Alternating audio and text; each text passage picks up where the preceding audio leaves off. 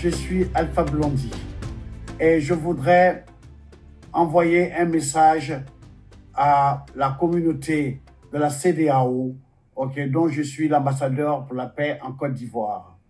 Donc, j'entends des bruits de bottes, j'entends qu'il va y avoir la guerre, la CEDEAO contre le Niger et ses alliés. Et je voudrais, en ma qualité d'ambassadeur de paix de la CEDEAO en Côte d'Ivoire, demander aux autorités de la CEDEAO de ne pas faire cette guerre. Ce serait une erreur grave. Je vous explique. Les Européens n'ont jamais voulu qu'il y ait la guerre en Europe. Et j'ai le sentiment qu'ils ont envie d'étendre la guerre russo-ukraine en Afrique. J'entends parler des troupes américaines qui sont stationnées au Tchad, les troupes françaises qui sont stationnées au Niger et au Tchad. Je ne parle même pas de ceux qui sont à Djibouti. Les Russes aussi sont à Djibouti. Les Chinois sont à Djibouti. Les Américains sont à Djibouti. Djibouti, Niger, c'est juste une question de minutes. Donc, pour ne pas que les Africains, une fois de plus, tombent dans ce piège géostratégique, il ne faut pas faire cette guerre.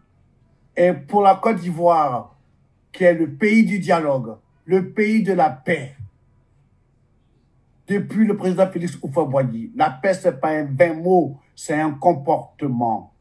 Et le comportement qu'il faut appliquer dans cette crise, c'est de ne pas faire la guerre. Et ne pas faire la guerre, c'est la plus grande victoire.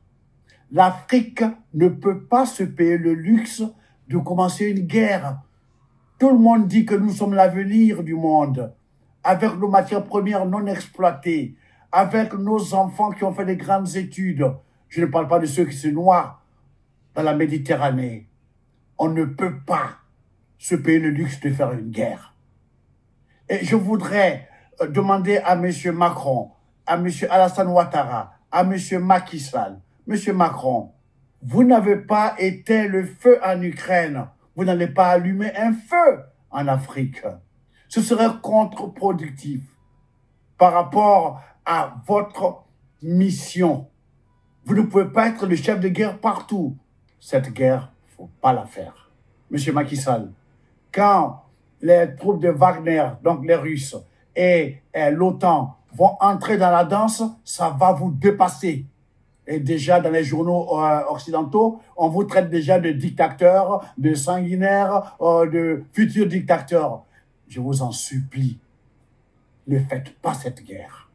À mon modeste niveau, à mon humble niveau, je vous en supplie, ne le faites pas.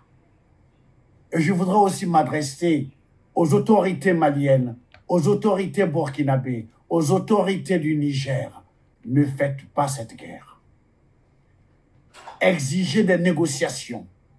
Et si la guerre s'invite, demandez aux gens de la CEDEAO, au lieu de faire une armée pour aller combattre leurs frères, pourquoi ne pas faire depuis une armée pour venir aider le Mali à éradiquer le terrorisme, aider le Burkina à éradiquer le terrorisme, aider le Niger, le Nigeria contre Boko Haram.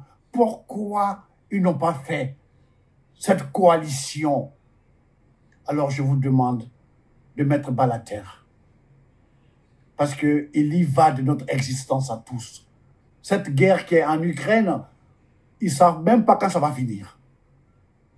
Ils vont ouvrir d'autres nouveaux fronts chez nous. Ça va sacrifier des vies africaines. Nous comptons sur notre démographie pour être puissants comme l'Inde, comme la Chine. On ne va pas aller encore sacrifier notre capital humain. Je m'adresse à mes frères, les autorités du Niger. Je vous en supplie, ne tuez pas Bazoum.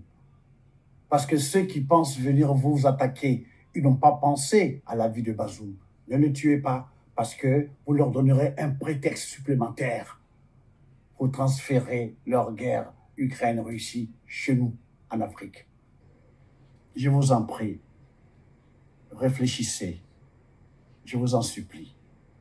Vous avez des grands penseurs, des grands cerveaux à votre disposition. Trouvez une solution intelligente. OK? Faut pas faire cette guerre. Faut pas faire cette guerre. Faut pas faire cette guerre.